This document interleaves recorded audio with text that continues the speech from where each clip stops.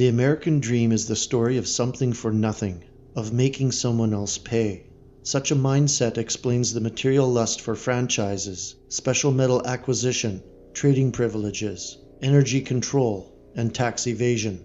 All these things mean monopoly, and all monopoly is produced through legislation, while monopoly laws are born in corruption.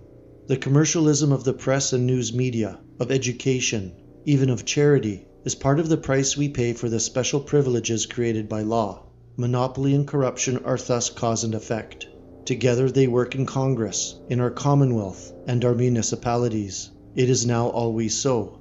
Privilege gives birth to corruption, just as the poisonous sewer breeds disease.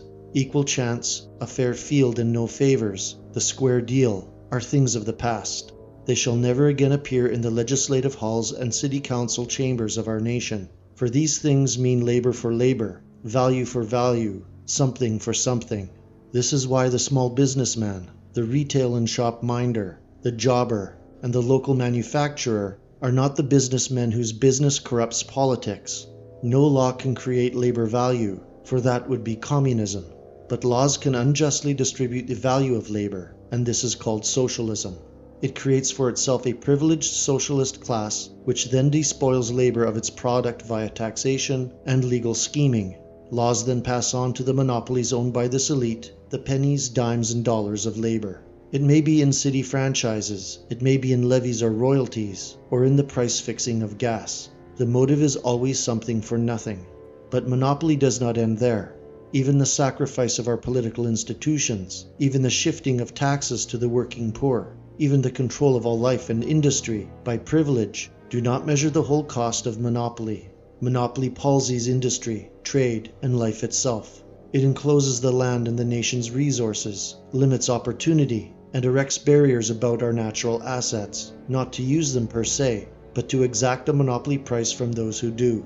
Then it closes the door to competition and labor, because, as with communism, it is fiercely jealous of that which it controls. This is why America is not only the richest, but in many respects, the most poverty-marked of nations on earth. Its enterprising spirit, having been strangled once it became the abode of the global monopolists.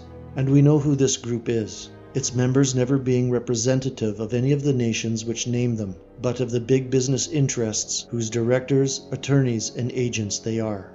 And who is the donkey slave to this monopoly? The man who is burdened with the greatest effort of the labor to maintain it. That is, the white man.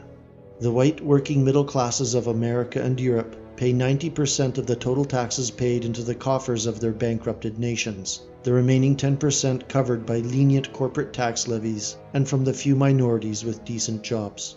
The welfare infrastructure sustained by the tax pool heavily underrepresents the very whites who pay into it, and nearly 1/4 of these will never even cash in a pension check. As in Raskolnikov's dream, the white man is an old withered nag, harnessed to a cart full of peasants who curse at it for not pulling more than it should.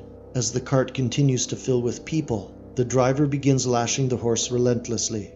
When that doesn't seem to work, the freeloaders then jump from the cart and begin beating the animal to death, until only the steam from its nostrils can be seen to move, while its motionless body bleeds out onto the newly fallen snow.